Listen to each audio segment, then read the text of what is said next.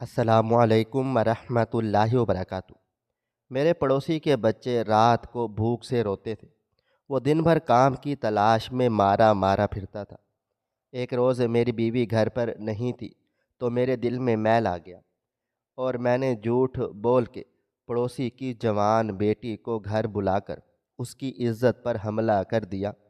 مگر 3 سال کے بعد یہ جان کر میرے قدموں کے نیچے سے زمین نکل گئی کہ میری بیوی آج پھر سلیمان کے گھر سے بچوں کے رونے کی آواز آ رہی ہے۔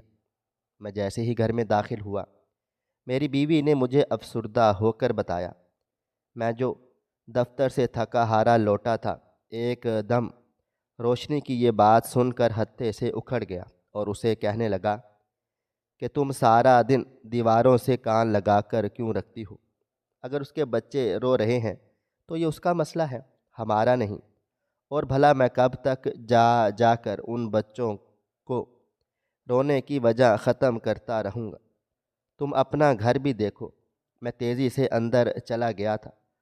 سلیمان میرے برابر کے مکان میں رہتا تھا اور پچھلے کئی ماہ سے وہ بے روزگار تھا۔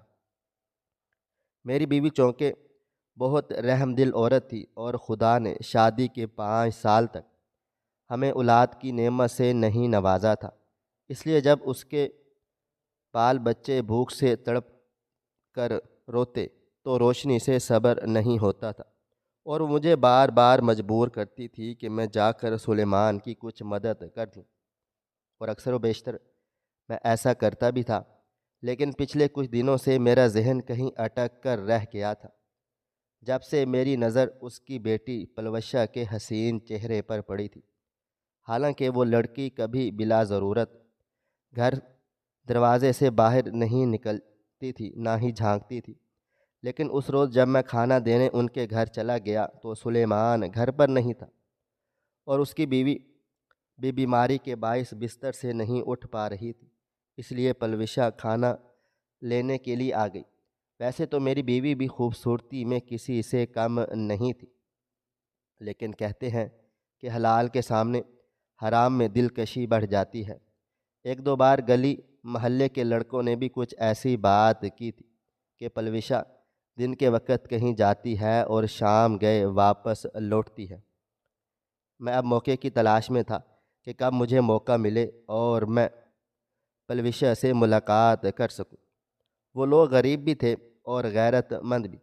اگر سلیمان کو ذرا برابر بھی میرے ارادے کی بھنک پڑ جاتی تو وہ مجھے جان سے مار ڈالنے میں 1 منٹ نہ لگاتا، اور پھر قدرت مجھ پر مہربان ہو گئی، کیونکہ ایک روز روشنی کی طبیعت زیادہ ہی خراب ہوئی تو میری ساس اسے اپنے ساتھ لے گئی۔ یہ بات محلے میں کسی کو معلوم نہیں تھی۔ میرا اس روز دفتر جانا بھی کینسل ہو گیا تھا۔ میں اب موقع کی تلاش میں تھا کہ کب سلیمان گھر سے باہر نکلتا ہے اور میں ان بھوکے بچوں کو کھانا دے کر پلوشہ کو اپنے پاس بلا لوں گا۔ دن میں 11 بجے ہماری گلی تقریباً سنسان ہو جاتی تھی۔ میں نے ڈھیر سارا کھانا پیک کروایا اور اس کے گھر جا پہنچا اور دروازے پر دستک دے کر کہنے لگا، یہ کھانا میری بیوی روشنی نے بھجوایا ہے۔ آج بھی کھانا لینے کے لیے پلوشہ ہی دروازے پر آئی تھی۔ میں نے اسے کہا کہ روشنی کی طبیعت کچھ صحیح نہیں ہے اور وہ بڑی تکلیف میں ہے، اگر ہو سکے تو آج کا دن میں گھر کا کچھ کام کاج کر دو۔ پلوشہ یہ سنتے ہی اندر چلی گئی اور اپنی ماں سے یہ کہہ کے کہ اسے روشنی باجی بلا رہی ہیں، میرے پیچھے پیچھے ہی میرے گھر چلی آئی۔ ہمارا بیڈ روم کافی اندر بنا ہوا تھا اور اس کے سامنے مزید 2 کمرے تھے۔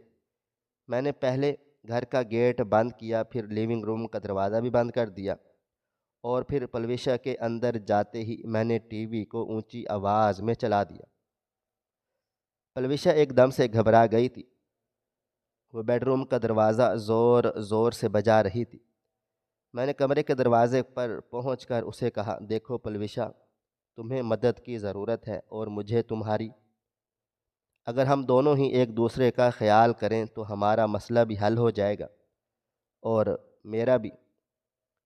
اگر تم نے چیخ چلا کر کسی کو متوجہ کرنے کی کوشش کی بھی تو میں صاف کہہ دوں گا کہ میری بیوی کل رات سے گھر نہیں ہے اور تم جان بوجھ کر مجھ سے ملنے میرے گھر چلی آئی تھی، اور جب میں نے تمہاری بات نہیں مانی تو تم نے شور مچا دیا۔ وہ کم عمر تھی اور میں ایک منجا ہوا کھلاڑی، وہ فوراً سے میرے جال میں پھنس چکی تھی۔ اس کے رونے کی آواز اب قدرے کم ہو چکی تھی۔ میں فوراً سے کمرے میں داخل ہوا۔ میرے ہاتھ میں کولڈ ڈرنکس کا گلاس تھا جس میں نے ایک خاص قسم کی دوا ملا رکھی تھی جس سے میرا کام بھی ہو جاتا اور مجھے بعد میں کوئی خوف بھی نہ رہتا۔ میں نے اسے بڑے پیار سے وہ کولڈ ڈرنک پلا دی۔ وہ اپنے ہاتھوں کو جوڑ کر مسلسل میری منتیں کر رہی تھی اور کہہ رہی تھی کہ شاہد بھائی پلیز مجھے جانے دیں، اگر میرے ابو کو معلوم ہو گیا تو وہ مجھے جان سے مار ڈالیں گے۔ میں نے اس کے ہاتھ تھام کر اسے کہا، شہزادی تم ابو کی فکر ہی مت کرو، میں تمہارے ابو کو کچھ پتہ نہیں چلنے دوں گا، اور اس کام کے بدلے تم جب چاہو مجھ سے پیسے لے سکتی ہو۔ وہ یہ سب سن کر بہت بری طرح سے کانپ رہی تھی، رو رو کر اس کا گلا خشک ہو گیا تھا۔ میں نے اسے زبردستی کولڈ ڈرنک پلائی تھی اور کچھ ہی دیر میں وہ میری باہوں میں ڈھلک گئی تھی۔ میرے ذہن پر اس وقت شیطان سوار تھا اور میں کچھ بھی سوچنے سمجھنے کی حالت میں نہیں تھا۔ میں نے فوراً اس معصوم لڑکی کا فائدہ اٹھایا اور پھر اسے بستر پر ہی چھوڑ کر اس کے پاس 10,000 پر رکھ کر میں خود گھر سے باہر چلا گیا تھا۔ میں نے جان بوجھ کر دروازے کو باہر سے بند نہیں کیا تھا۔ میں کافی دور بیٹھ کر اپنے مکان کی طرف دیکھ رہا تھا۔ تقریباً کوئی 1 گھنٹے کے بعد میں نے دیکھا کہ پلوشا میرے گھر سے نکلی ہے اور اپنے گھر چلی گئی۔ میں اپنے موبائل کو دیکھ کر مسکرا رہا تھا جس میں نے اپنے اس کارنامے کی ساری فلم بندی کر لی تھی۔ میری بیوی کو معدے کا السر بتایا گیا تھا تو اس کی امی نے اسے گھر جانے سے روک لیا، اور میں باقاعدگی سے ہر شام روشنی سے اس کی ماں کے گھر ہی مل کر آ جاتا تھا۔ میری عمر اس وقت 35 سال تھی۔ میں نے کئی بار پلوشا کو بلایا کیونکہ میں اس روز لیپ ٹاپ پر اپنی اور اس کی ویڈیوز چلتا چھوڑ کر گھر سے باہر نکلا تھا تاکہ وہ اٹھ کر کوئی بھی ہنگامہ نہ کر سکے۔ سچ کہتے ہیں جب انسان کی جیب میں پیسے ہوں اور اگلا انسان مجبور ہو تو پھر وہ ہر حد تک جا کر اسے ذلیل و رسوا کر سکتا ہے۔ میرا بھی یہی حال تھا۔ میں نے سلیمان کی بیوی زرینہ، جسے میں بھابھی کہتا تھا، اسے جا کر بات کی اور کہا اگر وہ چاہے تو میں پلوشا کو اپنے دوست کے گھر میں ملازمت لے کر دے سکتا ہوں۔ وہ سہم کر کچھ خاموشی ہو گئی اور کہنے لگی کہ میں آپ کی بھائی سے بات کر کے آپ کو بتاؤں گی۔ وہ غریب عورت سمجھتی تھی کہ میری بیوی ان کی مدد کرتی ہے۔ جب بھی پلوشا پیسے لے کر جا کر اپنی ماں کو دیتی تھی، اس بات کو 20 دن ہونے کو آئے تھے، روشنی گھر واپس آ گئی تھی اور اب میں پلوشا سے ملنے کی کوئی صورت نہیں نکال پا رہا تھا۔ اس لیے دن بدن میرے مزاج میں غصہ بڑھتا ہی چلا جا رہا تھا۔ میں چھوٹی چھوٹی باتوں پر روشنی کو بہت بری طرح سے جھڑک کر رکھ دیتا تھا۔ کچھ وہ بیماری کی وجہ سے پریشان تھی اور کچھ میرے بدلتے رویے سے۔ وہ چھوٹی چھوٹی باتوں پر رونے بیٹھ جاتی تھی۔ آج سے پہلے میں نے کبھی بھی اسے بے اولادی کا طعنہ نہیں دیا تھا، لیکن اب میں بات بات پر اسے بے اولادی کا طعنہ دیتا تھا۔ وہ خاموش ہو کر میری طرف دیکھتی رہ جاتی اور پھر ایک روز گلی سے گزرتے ہوئے پلوشا نے مجھے آواز دی۔ سلیمان کو اب تک کوئی کام نہیں ملا تھا۔ وہ ہر روز جا کر مزدوروں کے چوک میں بیٹھ جاتا تھا اور پھر شام کو نامراد واپس آتا تھا۔ اس سے ڈرتے ڈرتے مجھے کہا، شہد بھائی گھر میں کھانے کو کچھ بھی نہیں ہے اور میری چھوٹی بہن کو سخت بخار ہے، ہماری مدد کر دو۔ وہ گلی کا لحاظ کر کے مجھے بھائی کہہ رہی تھی، لیکن پھر بھی میرا ضمیر نہ جاگا اور میں نے چند پیسے دینے کے بہانے اس کا ہاتھ پکڑ کر مروڑ دیا اور اسے کہا، اگر اسے پیسے چاہیے ہیں تو پھر وہ اپنی ماں کو راضی کرے۔ اس کا خوبصورت چہرہ بالکل زرد پڑ گیا تھا اور اس کی آنکھوں کے نیچے ہلکے اسے اس کی عمر سے کہیں بڑا دکھا رہے تھے۔ وہ گردن جھکا کر اندر چلی گئی تھی۔ میرے اندر کا حیوان مسلسل موقع کی تلاش میں تھا۔ میں شام کو کام سے گھر لوٹا تو میری بیوی روشنی مجھے بڑے عجیب سی نظروں سے دیکھ رہی تھی۔ میرے دل میں ایک دم چور جاگا اور مجھے لگا شاید پلوشا نے اسے میرے کرتوت بتا دیے ہیں۔ میں سیدھا اندر جا کر لیٹ گیا۔ ویسے تو روشنی میرے گھر پہنچنے ہی مجھے کھانا کا پوچھنے لگ جاتی تھی، لیکن آج ایسا کچھ نہ ہوا۔ میرے اندر بے چینی سر اٹھا رہی تھی۔ میں نے فون کان سے لگایا اور جھوٹ موٹ کا باتیں کرتے ہوئے گھر سے باہر نکل گیا۔ یہ سچ تھا کہ میں نے روشنی سے بہت محبت کی تھی اور اس سے ڈرتا بھی تھا، لیکن جب سے میں نے یہ گناہ کیا تھا اب میں روشنی کے سامنے پریشان سا ہو جاتا تھا۔ میں رات گئے گھر واپس پہنچا تو روشنی میرا انتظار کر رہی تھی۔ میں نے حشاش بشاش موڈ میں اس سے کہا کہ بیگم کھانا لگا دو، بڑی بھوک لگ رہی ہے۔ وہ چپ چاپ اٹھ کر کھانا لے آئی۔ میں نے جیسے ہی ٹرے میں دیکھا تو کابلی پلاؤ اور نمکین بھنا ہوا گوشت رکھا تھا۔ ویسے تو یہ میرا پسندیدہ تھا، لیکن نہ جانے کیوں میں اسے دیکھ کر کچھ چونک سا گیا، لیکن کچھ کہے بغیر میں نے بڑی رغبت کے ساتھ کھانا کھایا۔ تب تک روشنی میرے لیے کافی بھی بنا کر لے آئی۔ میں بستر پر نیم دراز ہو کر کافی پی رہا تھا جب روشنی میرے برابر میں بیٹھ کر میری طرف دیکھ کر کہنے لگی، اگلے جمعے کو پلوشا سے آپ کا نکاح ہے۔ میرا ہاتھ اتنی بری طرح سے کانپا کہ گرم گرم چائے میرے اوپر گر گئی۔ روشنی یہ دیکھ کر طنزیہ انداز میں مسکرانے لگی۔ میں نے گھبرا کر اس سے پوچھا کہ تم ایسا کیوں کہہ رہی ہو؟ تم پاگل ہو گئی ہو کیا؟ میں بھلا اس پٹھان لڑکی سے شادی کیوں کروں گا؟ اور اگر یہ مذاق ہے تو بہت برا مذاق ہے۔ وہ مسکرائی اور کہنے لگی کہ میں یہ شادی آپ کے لیے نہیں کروا رہی، بلکہ میں چاہتی ہوں ان غریب لوگوں کی کچھ مدد بھی ہو جائے اور ہمارے آنگن میں بھی بچوں کا شور گونجے۔ اچھی لڑکی ہے، کبھی مجھے پریشان نہیں کرے گی اور پھر میری بیماری میں بھی مجھے سنبھال بھی لے گی۔ میرا دل زور زور سے دھڑک رہا تھا۔ میرے اندر کا چور بار بار یہ کہہ رہا تھا کہ روشنی ضرور کچھ نہ کچھ جان گئی ہے۔ میں نے اسے منع کرنے کی کوشش کی تو اس نے سختی سے مجھے روکا کہ اب اس بارے میں کوئی بات نہیں ہوگی، کیونکہ وہ دن میں جا کر پلوشا کی ماں سے اس کے رشتے کی بات کر آئی ہے۔ اگلے روز میں پریشانی کی وجہ سے دفتر بھی نہیں گیا۔ دن میں روشنی نے اپنے شادی کا زیور نکالا اور مجھ سے کہنے لگی کہ مجھے مارکیٹ لے کر چلیں، میں نے یہ چوڑیاں بیچ کر پلوشا کے ماں باپ کو کچھ رقم دینی ہے۔ ان کے رواج کے مطابق لڑکی کی شادی کے موقع پر لڑکا رقم دیتا ہے۔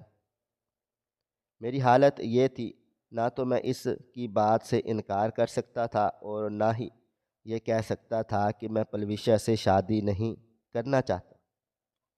پھر میں نے اپنے دل کو ٹٹول کر دیکھا، اگر مجھے گھر ہی میں ہی پلوشا جیسی لڑکی کا ساتھ مل جائے تو مجھے بار بار اسے بلیک میل کر کے بلانا نہیں پڑے گا۔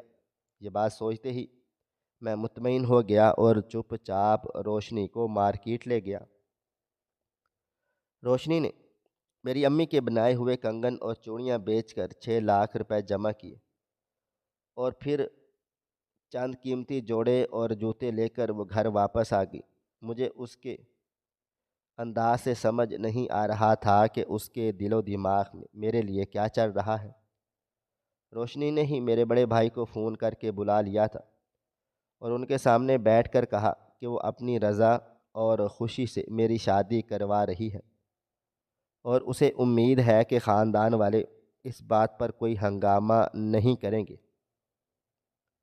میرے بڑے بھائی غصے سے میری طرف گھور رہے تھے، کیونکہ روشنی ہماری پھپھو ذات تھی، اور جب تک اماں حیات تھیں اور وہ روشنی کو بالکل اپنی سگی بیٹیوں کی طرح چاہتی تھی۔ وہ بار بار روشنی سے پوچھ رہے تھے، کیا تمہیں کسی نے مجبور کیا ہے دوسری شادی کے لیے؟ تو روشنی کھلے دل سے کہنے لگی، نہیں بھائی جان، انہوں نے کبھی ایسا نہیں کیا، یہ تو میں نے خود سوچا ہے۔ میری طبیعت بھی اب ٹھیک نہیں رہتی، میرا دل کرتا ہے کہ کوئی مجھے بھی ماں کہے۔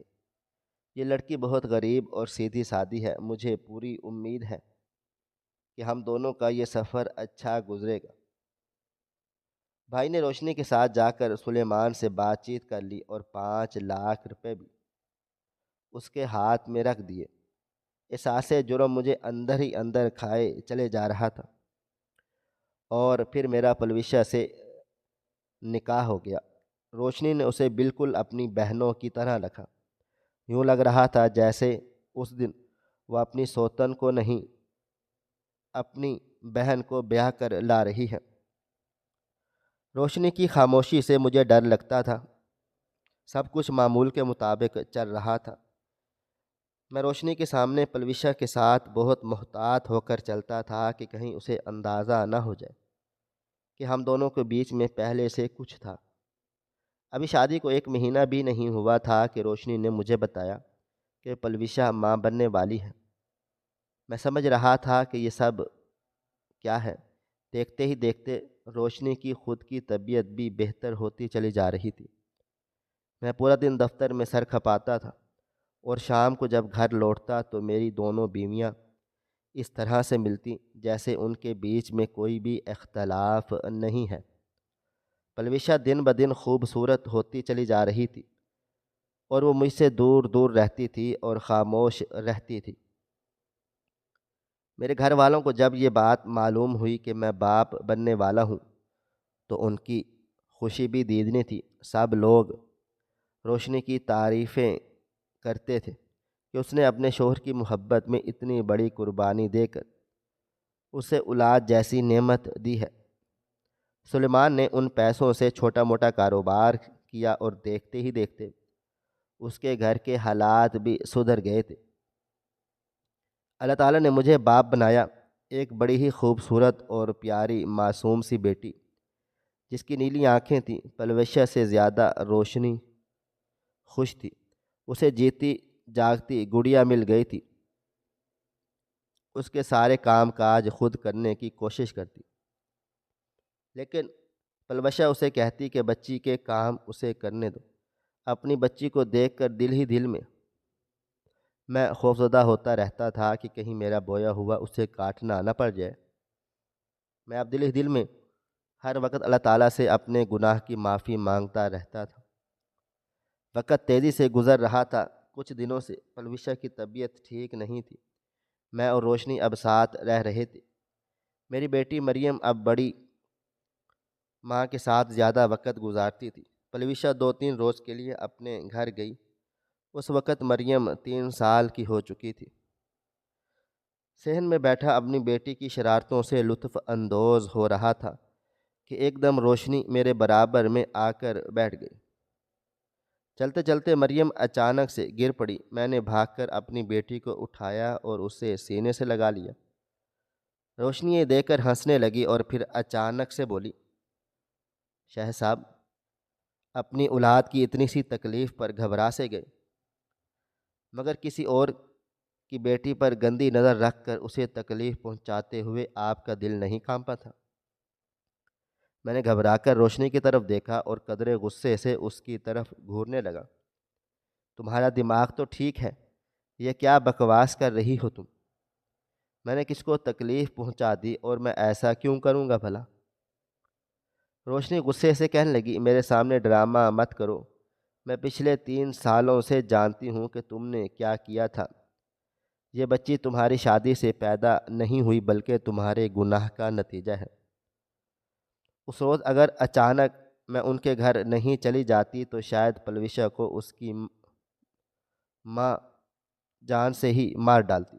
وہ تو شکر ہے کہ پلوشا نے مجھے سب کچھ سچ بتا دیا۔ میں کبھی سوچ بھی نہیں سکتی تھی کہ تم کبھی اتنی گری ہوئی حرکت بھی کر سکتے ہو۔ ایک ذرا سے سکون کے لمحات کے لیے تم نے ایک شریف اور عزت دار لڑکی کی زندگی تباہ و برباد کر ڈالی۔ پچھلے 3 سال سے میرے سینے میں یہ الاؤ جل رہا ہے، کاش میں تمہیں تمہارے اس جرم کی سزا دے سکتی، لیکن جب اس معصوم بچی کو دیکھتی ہوں تو اس پر ترس آ جاتا ہے۔ میری نظر زمین میں گڑی ہوئی تھی، اور میں جو ہمیشہ اسے دبا کر رکھتا تھا اب زیادہ وقت نمازوں اور عبادتوں میں گزرتا تھا۔ دیکھتے ہی دیکھتے مریم 6 سال کی ہو گئی۔ جب اللہ تعالیٰ نے مجھے دوسری بار باپ بنایا، روشنی کو اللہ تعالیٰ نے جڑواں بیٹوں سے نوازا۔ شاید یہ اس کی نیک نیتی کا صلہ تھا جب اس نے پلوشہ کو مجبور دیکھ کر اس کی پردہ پوشی کی تھی اور اسے عزت بھری زندگی دی۔ ہمارا گھر اب ایک دم مکمل ہو گیا تھا۔ میری بیٹی مریم سب کی آنکھ کا تارا تھی۔ اچانک سلیمان خان اپنے آبائی علاقے کی طرف ہجرت کرنے لگا۔ پلوشہ نے اپنے باپ کو بہت روکا کہ وہ قبائلی علاقوں سے تعلق رکھتے تھے اور وہاں پر امن و امان کی بگڑی ہوئی صورتحال دیکھ کر کراچی شہر چلے آئے تھے، مگر سلیمان خان کہنے لگا کہ اب اس کے بیٹے اور بیٹیاں جوان ہو رہی ہیں اور اسے واپس قبیلے میں جا کر رہنا چاہیے تاکہ بچوں کی شادیاں اپنی ہی برادری میں کر سکیں۔ میں نے پلوشہ کو سمجھایا کہ وہ اسے جانے دیں، اور یوں ہمارا پڑوس بھی ویران ہو گیا اور پلوشہ کا میکہ بھی ختم ہو گیا۔ دیکھتے ہی دیکھتے عرصہ گزر گیا۔ نوکری چھوڑ کر میں اب کاروبار کرنے لگا۔ میرے بیٹے ابھی صرف 12 سال کے تھے، مگر مجھ کو اپنے کاروبار کے لیے کسی مددگار کی اشد ضرورت تھی۔ اس لیے میں نے بھائی جان سے ان کے بیٹے کو بھیجنے کا کہا۔ مبشر لاہور میں اپنا BA کمپلیٹ کر چکا تھا، اب وہ بھی نوکری کی تلاش میں تھا۔ مجھے اکثر مال خریدنے کے لیے کئی دن گھر سے دور رہنا پڑتا تھا۔ مبشر کے ساتھ روشنی بھی کافی زیادہ اٹیچ تھی، تو میں نے اسے گھر میں ہی رہائش اختیار کرنے کا کہہ دیا۔ پلوشہ جو شروع دن سے ہی بڑی خاموش طب تھی، اب وہ اور زیادہ خاموش ہو چکی تھی۔ مجھے لگتا تھا کہ جیسے اسے مبشر کا اس گھر میں رہنا کچھ پسند نہیں ہے، لیکن میں نے اس سے پوچھنا یا بات کرنے کی کوشش نہیں کی کیونکہ مجھے ہیلپر کی سخت ضرورت تھی۔ مریم نے اپنے ماں کے نقوش چرائے تھے۔ وہ اتنی خوبصورت تھی کہ اسے دیکھنے والا بس دیکھتا ہی رہ جاتا۔ میں کپڑے کی مارکیٹ میں کئی دن لاہور اور فیصل آباد گزارتا، اور پیچھے گھر میں میری دونوں بیویاں میرے بچوں کا خیال رکھتی تھی۔ میرے ذہن سے اب میری وہ غلطی تقریباً مٹ چکی تھی۔ میں نے کبھی خواب میں بھی نہیں سوچا تھا کہ کچھ غلطیاں اتنی بھیانک ہوتی ہیں کہ وہ انسان کی پوری زندگی پر ایک گہری چھاپ چھوڑ جاتی ہیں، اور میرے ساتھ بالکل ایسا ہی ہوا تھا۔ موبائل اور انٹرنیٹ کا دور چل رہا ہے۔ بچے کے ہاتھ میں موبائل فون ہے۔ ماں باپ کو کچھ معلوم نہیں کہ بچہ موبائل فون کا صحیح استعمال کر رہا ہے یا غلط۔ نہ جانے کیسے مریم کسی لڑکے سے بات کرنے لگ گئی، اور دیکھتے ہی دیکھتے وہ گھر سے کالج جانے کا کہہ کر نکلتی اور اس لڑکے کے ساتھ وقت گزار کر واپس آ جاتی۔ ایک دو بار مبشر نے اسے اس لڑکے کے ساتھ دیکھ کر ٹوکنے کی کوشش کی، تو مریم نے بہت ڈٹھائی کے ساتھ مبشر پر یہ الزام لگا دیا کہ وہ اسے پریشان کرتا ہے اور غلط تعلقات رکھنے کے لیے مجبور کرتا ہے۔ جب یہ بات میری دونوں بیویوں کو پتہ لگی تو پلوشہ نے فوراً سے مریم کی بات پر یقین کر لیا، لیکن روشنی نے اس بات کو ماننے سے انکار کر دیا کیونکہ وہ مبشر کو بہت اچھے طریقے سے جانتی تھی۔ پلوشہ نے غصے سے مجھے فون کیا اور کہا کہ میں فوراً سے مبشر کو اس گھر سے چلتا کروں، ورنہ وہ اپنی بیٹی کو لے کر اپنے باپ کے گھر چلی جائے گی۔ میں یہ سن کر ایک دم غصے سے پاگل ہو گیا۔ میں پہلے ہی کاروباری معاملات میں اس قدر الجھا ہوا تھا، اوپر سے گھر کی طرف سے اس قسم کی پریشانیوں کو میں ذرا بھی نہیں سنبھال سکتا تھا۔ میں نے روشنی کو فون کیا اور اسے کہا کہ وہ مبشر سے اچھی طرح سے معلوم کرے اس سے پہلے ہی پرویشا نے مبشر کو بہت بری طرح سے ذلیل و رسوا کیا اور وہ دل برداشتہ ہو کر واپس لاہور چلا گیا۔ روشنی اسے روکتی ہی رہ گئی، لیکن وہ صرف اتنا کہہ کر کہ جب حقیقت آپ لوگوں کو معلوم ہوگی تو تب شاید بہت دیر ہو جائے گی۔ پلوشا اور روشنی کے بیچ میں مبشر کو لے کر جو غلط فہمی پیدا ہوئی تھی اسے مریم ہوا دے رہی تھی۔ ہم نے تو اسے کبھی نہیں بتایا تھا کہ وہ پلوشا کی بیٹی ہے، لیکن باہر کے لوگوں نے رفتہ رفتہ اس کا دل و دماغ خراب کر دیا تھا۔ پلوشا نے روشنی کو صاف کہہ دیا تھا کہ وہ اس کی بیٹی سے جلتی ہے۔ روشنی یہ سن کر اندر ہی اندر ٹوٹ گئی، اور جب اس نے اس معاملے پر بالکل چپ سادھ لی۔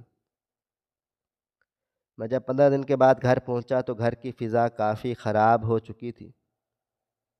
میرے وہ بچے جو کبھی کسی کو ستیلا سگا نہیں سمجھتے تھے، اب اپنی اپنی ماؤں کو دیکھ کر ایک دوسرے سے پیٹ کر چل رہے تھے۔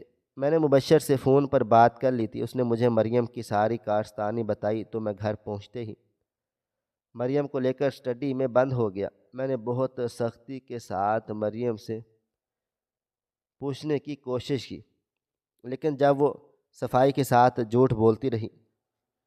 میں نے اگر اس کا موبائل فون واپس لینا چاہا تو پلویشا نے بیچ میں گھس کر تماشا شروع کر دیا تھا۔ اس کا کہنا تھا کہ موبائل فون آج کل ہر بچے کی ضرورت ہے۔ بیٹی سے موبائل فون واپس لیا تو اس کی دوستیں اس کا مذاق اڑائیں گی اور بچی کا دھیان پڑھائی سے ہٹ جائے گا۔ میں بہت بری طرح سے پریشان ہو چکا تھا۔ اس مسئلے کا کوئی بھی حل مجھے سجھائی نہیں دے رہا تھا۔ میں نے مبشر سے بات کر کے اس لڑکے کی معلومات حاصل کرنا چاہی تو وہ بھی نہ مل سکی۔ ایک روز صبح کے وقت ہم سبھی ٹیبل پر بیٹھ کر ناشتہ کر رہے تھے۔ مریم کی کالج وین پہنچنے ہی والی تھی، لیکن اب تک مریم اپنے کمرے سے باہر نہیں نکلی تھی۔ میرا دل زوروں سے دھڑکا تھا۔ میں نے ناشتہ چھوڑا اور بھاگتا ہوا مریم کے کمرے کی طرف چلا گیا۔ دروازہ اندر سے بند تھا۔ میں نے دروازہ کھولنے کی کوشش کی تو وہ اندر کی طرف سے بند تھا۔ میری دونوں بیویاں اور چھوٹے بیٹے بھی میرے ساتھ ساتھ ہی چلے آئے تھے۔ میں نے پہلے مریم کو پکارا، جب کوئی جواب نہیں ملا تو ایک جھٹکے سے ہی کمرے کا دروازہ توڑا۔ کمرہ بالکل خالی تھا۔ ہر جگہ ڈھونڈنے کے بعد بھی مریم کا کوئی نام و نشان نہ ملا تو ایک دم سے میری نظر سامنے کھلی ہوئی کھڑکی کی طرف چلی گئی۔ میرے قدموں کے نیچے سے زمین نکل چکی تھی۔ مریم کھڑکی کے راستے فرار ہو چکی تھی۔ مریم جاتے جاتے ہوئے بھی اپنے ساتھ بھاری رقم بھی لے گئی تھی۔ اپنی دونوں ماؤں کے زیورات، یعنی اسے گھر سے لے جانے والا جو بھی تھا، اس کی ذہنی حالت سے خوب اچھی طرح سے فائدہ اٹھا گیا تھا۔ اس شہر میں میرے جتنے بھی بڑے بڑے کانٹیکٹس تھے، میں نے انہیں فون کر دیا اور اپنی بیٹی کو ڈھونڈنے کی درخواست کی۔ مبشر فوراً سے واپس آ گیا تھا۔ اس نے جہاں اس لڑکے کو دیکھا تھا وہاں پہنچا اور لوگوں سے پوچھنا شروع کر دیا۔ وہ لڑکا بہت زیادہ بدنام تھا اور مختلف لڑکیوں کے ساتھ دیکھا جاتا رہتا تھا۔ اس کے کسی دوست تک پہنچ ہوئی تو اس نے بتایا وہ مریم کو لے کر لاہور کی طرف نکلا ہے۔ پولیس نے بہت تعاون کیا اور کئی روز کے بعد مریم اور وہ ایک ہوٹل سے برآمد ہو گئے تھے۔ جب مریم کو واپس لایا گیا تو اس کی حالت نہایت قابل رحم ہو چکی تھی۔ اس لڑکے نے اس پر شدید تشدد کیا تھا اور اب اس کو فروخت کرنے کے لیے انتظار میں تھا۔ صدمے کی وجہ سے روشنی اور پلوشا دونوں کی حالت خراب تھی، مگر میں بالکل خاموش تھا کیونکہ میرے سامنے میرا اپنا کیا ہوا ظلم آ گیا تھا۔ میں نے کسی غریب کی مجبوری سے فائدہ اٹھا لیا تھا اور اللہ تعالیٰ نے اس کا بہترین بدلہ مجھے دیا تھا۔ زنا ایک قرض ہے جو آپ کو اپنے گھر میں ضرور چکانا پڑتا ہے۔ پلوشا کو احساس بھی نہیں ہوا اور اس کی بیٹی اس کی ضد کی وجہ سے اتنی بڑی غلطی کر بیٹھی۔ روشنی نے کبھی مریم کو ستیلی اولاد نہیں سمجھا تھا۔ لیکن جب غلط فہمیوں کی دھول دل کے شیشے پر پڑے تو اکثر ایسا ہو ہی جاتا ہے۔ میرا دل چاہ رہا تھا کہ میں اس روز خودکشی کر لوں، لیکن پھر میری نظر اپنے چھوٹے معصوم بچوں پر پڑی، اور دونوں بیویوں کے چہرے دیکھ کر میں نے خود کو اس ارادے سے باز رکھا، کیونکہ میرے چلے جانے کے بعد ان لوگوں کے ساتھ کیا کچھ ہوتا۔ مبشر نے اس موقع پر میرا بہت بڑا ساتھ دیا۔ اس نے چپ چاپ مریم سے شادی کرنے کے لیے رضامندی دے دی، اور میری عزت دنیا کی نظروں میں جو نیلام ہونے سے بچ گئی۔ میں نے مریم کو روشنی کے حوالے کر دیا تاکہ وہ اسے سمجھائے بجھائے، کیونکہ روشنی ایک سمجھدار عورت تھی۔ میری دلچسپی ہر چیز سے ختم ہو چکی تھی۔ میں کافی عرصے کے لیے لاہور ہی چلا گیا۔ پیچھے مبشر نے کاروبار کو بھی سنبھالا، میری بیٹی کو بھی اور گھر کو بھی۔ بعض جرم ایسے ہوتے ہیں جن کا بدلہ اس دنیا میں ہی مل جاتا ہے۔ میں خدا سے مسلسل استغفار کرتا رہتا ہوں۔ نظر کی حفاظت بہت ضروری ہے۔ اللہ تعالیٰ سبھی کو ایسی مشکل گھڑی سے بچائے۔ آمین ثم آمین یا رب العالمین۔ ناظرین، آپ کو ہماری آج کی کہانی کیسی لگی؟ کمنٹ باکس میں اپنی رائے کا اظہار ضرور کریں۔ مزید اس طرح کی سبق آموز کہانیاں سننے کے لیے ہماری ویڈیوز کو لائک کریں، شیئر کریں، اور ہمارے چینل ایس ایف سٹوریز کو ضرور سبسکرائب کر لیں۔ ملتے ہیں کل ایک نئی اور دلچسپ کہانی کے ساتھ۔ تب تک اپنا ڈھیر سارا خیال رکھیے گا۔ اللہ حافظ۔